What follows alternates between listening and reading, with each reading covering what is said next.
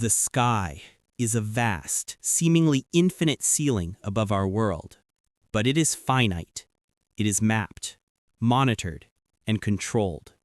We track nearly everything that moves through it. Yet throughout our history of flight, aircraft, from pioneering prop planes to the most advanced passenger jets, have flown into that blue expanse and never returned. They vanish, not just crashing, but disappearing, leaving behind decades of questions, ghost stories, and technological black holes. Today, we investigate 4 of the most perplexing disappearances in aviation history. Cases that, even in a world of satellites and global tracking, remain chillingly, impossibly unsolved. March 8, 2014, just after midnight in Kuala Lumpur, Malaysia. The terminal is quiet. Passengers board Malaysia Airlines Flight 370, a state-of-the-art Boeing 777. With 227 passengers and 12 crew, it's a routine red-eye flight bound for Beijing, China. The flight path is standard. The weather is clear. At 1:19 a.m., as the plane prepares to leave Malaysian airspace and enter Vietnamese control, a final, calm voice is heard from the cockpit. "Good night, Malaysian 370. Those were the last words ever heard from the flight. 2 minutes later, at 1:21 a.m., the aircraft's transponder, the system that identifies it to civilian air traffic control, goes dark. On the radar screens of controllers in both Malaysia and Vietnam, Flight 370 simply blips and vanishes. But it wasn't gone. Not yet. Military radar, a primary system that tracks objects without needing a transponder, watched what happened next. And what it saw was incomprehensible. Instead of continuing its path to Beijing, the plane made a sharp, deliberate turn to the southwest, flying back across the Malay Peninsula. It was a maneuver that could only have been executed by a skilled pilot. It flew for another hour, its navigation precise, before turning again, this time south, heading out over the vast, empty expanse of the southern Indian Ocean. For the families, this was the beginning of an agonizing search. But for investigators, the real mystery was just beginning. The plane's communication systems were dead, but one piece of equipment was still talking: a satellite data unit. For the next 6 hours, the unit sent automated pings, simple hourly handshakes to an Inmarsat satellite in orbit. These pings confirmed the plane was still powered, still flying, but gave no precise location, only a wide arc of where it could be. The plane flew on for thousands of miles, long after everyone on board would have been alerted to the deviation. It flew until its fuel was exhausted. It triggered the largest and most expensive search in aviation history. Theories ignited. Was it a mass murder-suicide by the pilot? The flight path was consistent with a deliberate, evasive action. Was it a hypoxia event? A fire or decompression that knocked out the crew, leaving the 239 souls to fly on as a ghost flight until the engines flamed out? Or was it a sophisticated hijacking, an act of modern-day piracy? Years later, fragments washed ashore. A flaperon found on Reunion Island, thousands of miles away, was confirmed to be from MH370. The plane had met a catastrophic end in the ocean. But where it rests, and more importantly, why it ever went there, remains the greatest mystery of the modern world. Long before the age of satellites and jet engines, there was Amelia Earhart. She was more than a pilot. She was an icon, America's sweetheart aviator, breaking records and barriers. In 1937, she embarked on her most dangerous quest, to be the first woman to circumnavigate the globe. By July 2nd, she and her navigator, Fred Noonan, were on the final, most perilous leg of their journey. They took off from Lae, New Guinea, pointed toward a target that was almost impossibly small: Howland Island, a tiny speck of land just 2 miles long and half a mile wide, in the middle of the vast Pacific Ocean. Their only guide was the radio and Noonan's celestial navigation. As they approached the island, the U.S. Coast Guard cutter Itasca was waiting, broadcasting a homing signal. But the communication was failing. The Itasca could hear Earhart's voice, growing stronger then fading. She was close, but she couldn't hear them clearly. Her final desperate transmissions painted a picture of confusion and dwindling hope. "We must be on you but cannot see you," she reported. "Gas is running low. We are flying at 1,000 feet." Her last known transmission was at 8:43 a.m.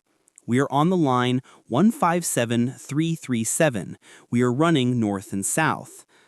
Then, silence. The official theory, the simplest one, is that they missed Howland Island. They ran out of fuel, crashed into the deep Pacific, and sank without a trace. But another, more tragic theory has persisted for decades: the Nikumoro hypothesis. This theory suggests Earhart and Noonan, low on fuel, spotted a small, uninhabited atoll, then called Gardner Island, now Nikumoro. They may have made a desperate landing on the flat reef. The evidence? For days after her disappearance, faint, garbled radio distress calls were reported by operators across the Pacific, signals that seemed to come from a plane on land. Decades later, expeditions to the island found the remains of a campsite.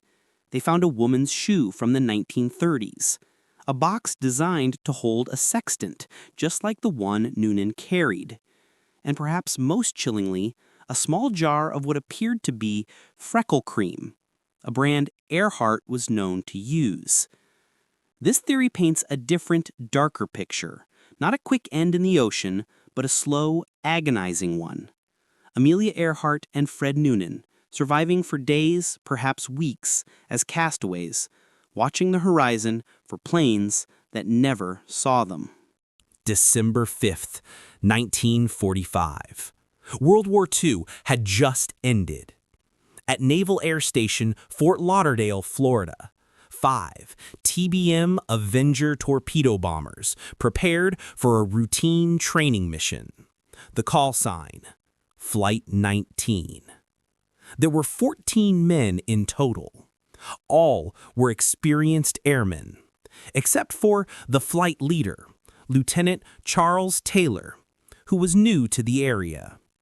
Their mission was simple: fly east, conduct bombing runs at the Hen and Chicken Shoals, fly north for a time, then turn southwest and return to base. But something went wrong, terribly wrong. Radio intercepts from other stations captured the growing confusion in Taylor's voice. He believed his compasses were malfunctioning. He thought he was over the Keys. "Both of my compasses are out, and I am trying to find Fort Lauderdale. I am over land, but it's broken." He wasn't over the Keys. He was over the Bahamas, just as he should have been. But in his disorientation, he made a fatal decision. Believing west was the ocean, he turned the flight east, deeper into the Atlantic. Other pilots in the flight could be heard on the radio, their voices questioning the leader. "If we would just fly west," one said, "we would get home." But Taylor, the commander, overruled them. As the afternoon wore on, the weather deteriorated. The seas grew rough. Their fuel ran low. Their radio signals grew weaker. The last words heard from Flight 19 were faint and desperate. A discussion about which way to turn, and a chilling realization that when their fuel ran out, they would all have to ditch together in the ocean. Then, silence. The story should have ended there, but it got worse. That same evening, a PBM Mariner search plane was sent to look for the missing flight. It carried a crew of 13 men. 23 minutes after takeoff, the search plane itself vanished from radar. A ship in the area reported seeing a massive explosion in the sky, a brilliant fireball right where the Mariner would have been. Narrator: 5 bombers, 1 search plane, 27 men, all lost in a matter of hours in the same patch of ocean. A Navy Board of Inquiry was baffled, writing that the planes had disappeared as if they had flown to Mars. It was this single, terrifying event that became the cornerstone of the world's most infamous legend, the Bermuda Triangle. Not all mysteries, however, happened in the Triangle. In 1962, the world was on the brink. The Cold War was icy, and a conflict in Southeast Asia was quietly escalating. Flying Tiger Line Flight 739 was a military chartered flight. It was a Lockheed Super Constellation carrying 93 American military technical specialists, 3 South Vietnamese soldiers, and 11 crew members. Their destination, Saigon, South Vietnam. The flight was routine. It refueled on Guam and took off into a clear, perfect night, heading for the Philippines.